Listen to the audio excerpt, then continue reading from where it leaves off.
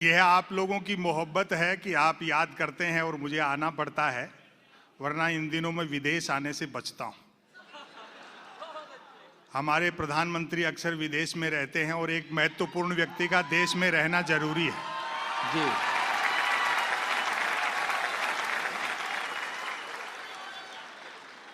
वाह। कोई भी कवि, शायर, लेखक हर सरकार का स्थायी विपक्ष होता है। जी जी। इसलिए आप मेरे हास्य व्यंग की बातों को या मेरे लेख को उसी अंदाज में लेंगे। जवाहरलाल से चले थे, मुंगेरी लाल तक आ गए। वाह। मैं तो घर की दहलीज पे बैठा अखबार पढ़ रहा था, एक खबर का टाइटल पढ़ करके उछल गया, शायद आपको भी आनंद आएगा। आज भारत के प्रधानमंत्री भारत आएंगे।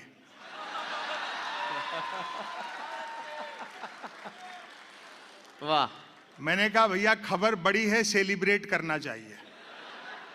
मैंने एक 10-11 साल के बच्चे को 10 रुपए दिए। मैंने कहा बेटा सामने एक कुल्फी का ठेले वाला है, उससे 5-5 रुपए की 2 कुल्फी ले आ, एक तू खाना एक मुझे देना।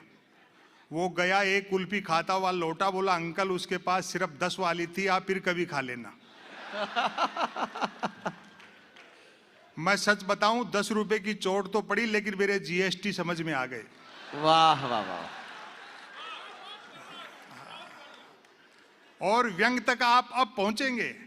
मैंने कहा बेटा छोटी सी उम्र में इतना टैलेंट, चाय वाय बेचते हो क्या?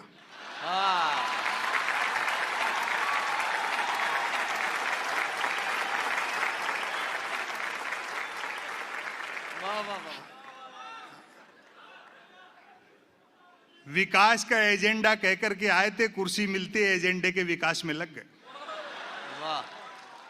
और सवाल खड़े करो तो जूता निकालते हैं। पार्टी के प्रवक्ताओं को छोड़ो, मंत्री तक इतने गुस्से में रहते हैं कि जिसको पीटने दौड़ते हैं उससे आगे निकल जाते हैं।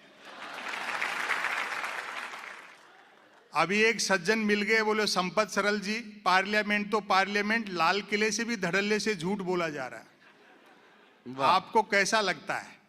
मैंने कहा भैया मुश्ताक अहमद यूसुफी साहब ने एक बड़ी मार्के की बात कही है कि बोलने वाला और सुनने वाला दोनों ये जानते हो कि ये झूठ है तो ये गुनाह नहीं है। वाह वाह वाह वाह। खुशी की बात है कि देश में असहिष्णुता पूरी तरह खत्म हो गई और जबरदस्त हास्य का माहौल है।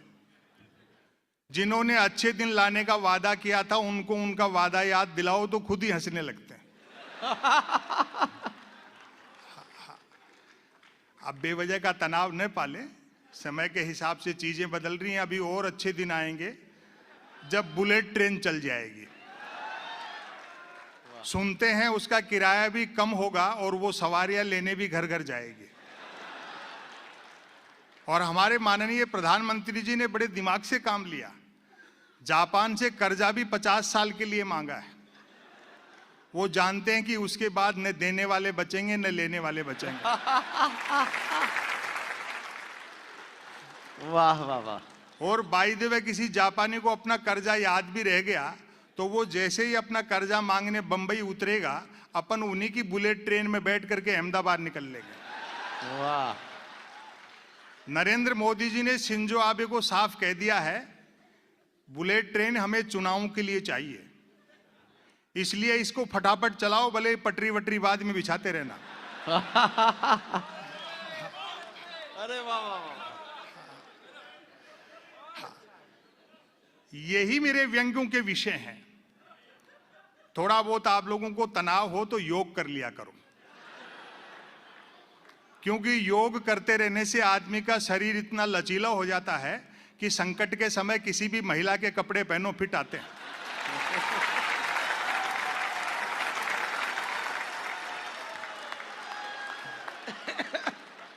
बाबा ने जितने आसन सिखाए उनमें सबसे बेहतरीन आसन है सुखी और स्वस्थ रहने का यू टर्न आसन। जब तक सामने वाला डर रहा है तलवार से काम लो, जैसे खुद पे आ गई सलवार से काम लो।